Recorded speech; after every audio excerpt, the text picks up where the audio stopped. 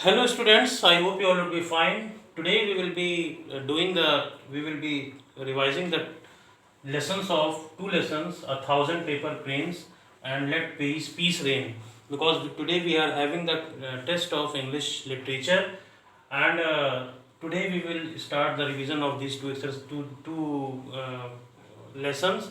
And before starting the revision, I want to tell you something, that because our test date is very close, it has come closer. So we will not be able to see the situation where we have revised everything, every chapter by through the means of video. Some lessons, few lessons would be maybe might be remaining to do the revision with the help of video. So you have to go through the chapters by yourself.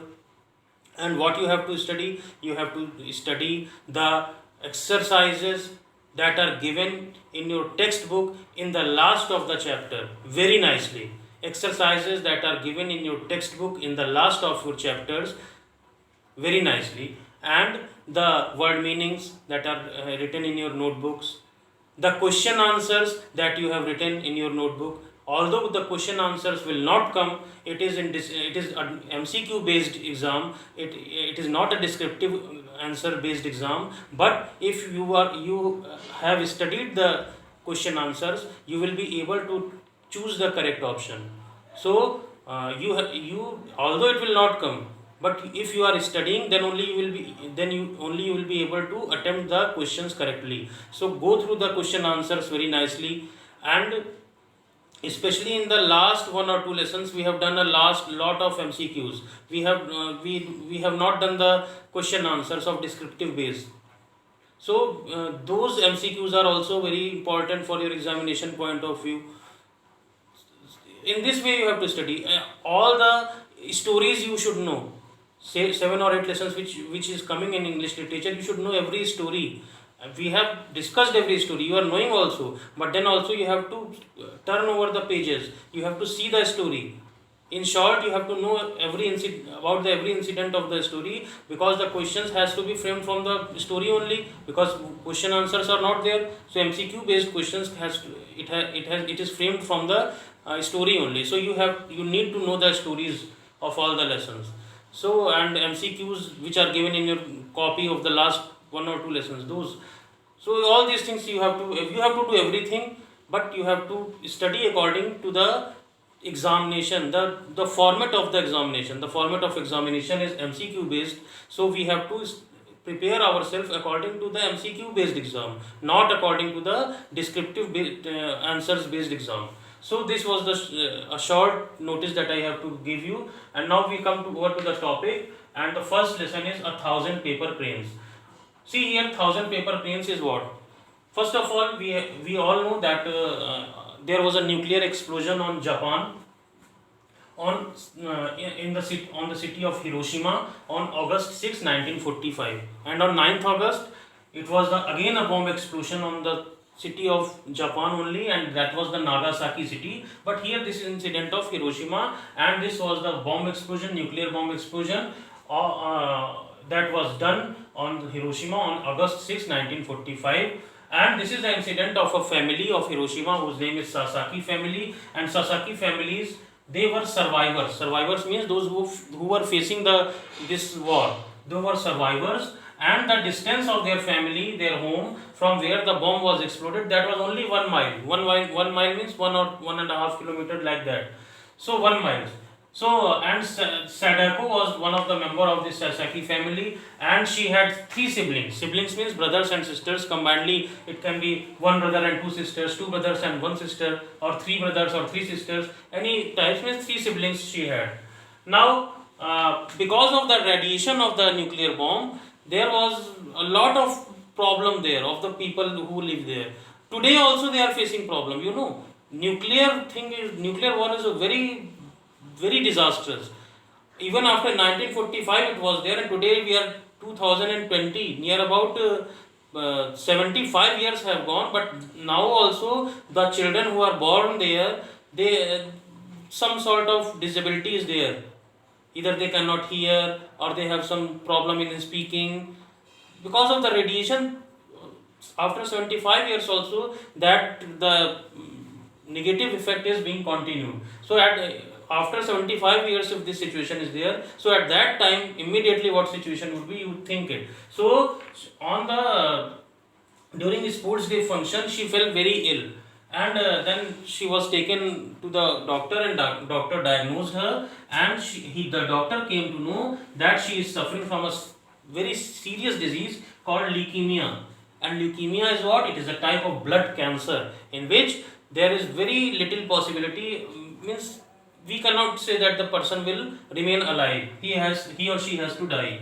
But if it is blood cancer, so doctor declared she was suffering from blood cancer, and she was admitted to the hospital. And when she was admitted to the hospital, his friends, his relatives, his well-wishers, they came to meet her, and they took gifts. When we go to meet somebody who is sick in the hospital, we also take some gifts. If we are not taking gifts, we take fruits or something like that, so that the patient may feel happy. In that way, his well-wishers, his friends, her well-wisher, her friends, her relatives, they took the gifts. And the gifts was, most of the gifts was of origami paper. Why? Because in Japan there is a belief that if we are in any difficult situation, or if we are in any trouble, if we make 1000 paper cranes of origami paper, our wish will come true. So that is why the people gifted her origami paper, so that she can fold them to make cranes, 1000 cranes, and she may remain alive. That is why gifts of origami paper was sent to her, and for making 1000 cranes. If she would make 1000 cranes, she would remain alive. Her life would remain alive. This was the belief of Japan. This was a myth, you can say mythology, myth or belief, that type of thing.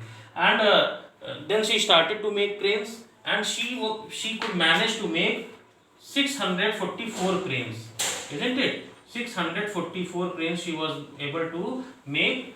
And but then again, after making 644 cranes, unfortunately she was very ill and she died. She was not able to make 1000 cranes. After making 644 cranes, she died. And in the memory of Sadako, the Children's Peace Monument was constructed in Hiroshima city of Japan. Where it is there, Children's Peace Monument, it is there in Hiroshima city of Japan. And this Children's Peace Monument, it can be asked, although I have not written here, it can be asked, what does this Children's Peace Monument symbolize? So we can say it symbolizes Sadako's courage and Sadako's hope. Two things it symbolizes. I am writing it here. Sadako's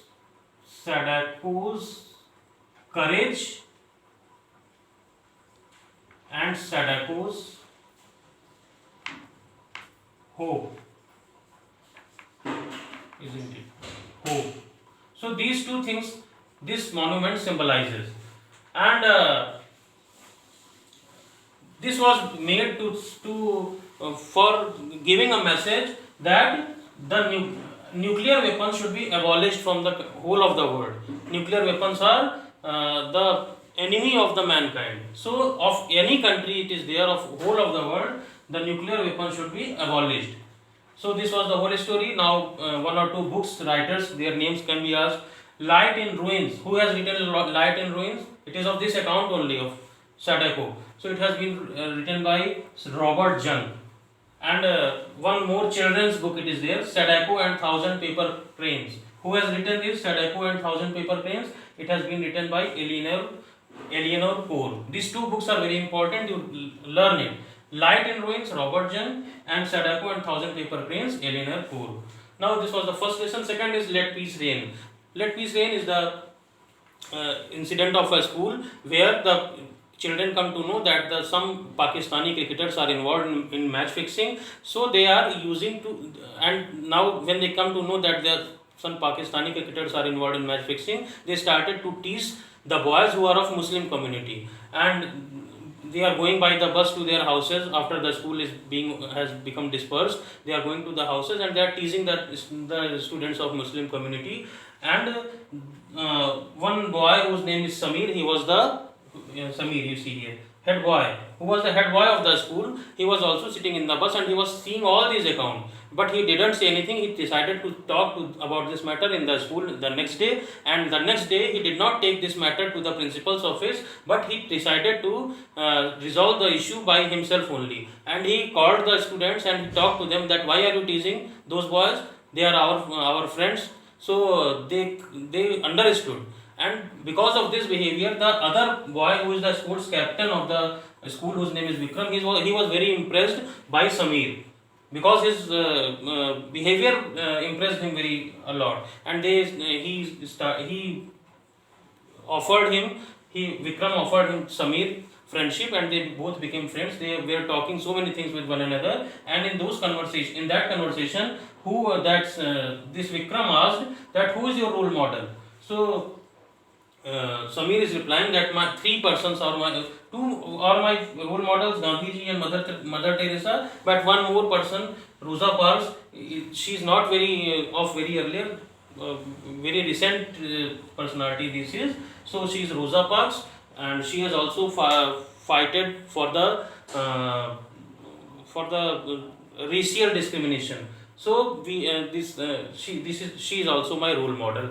So this was the whole of the story, and prepare it nicely and give your test nicely, and have a wonderful day.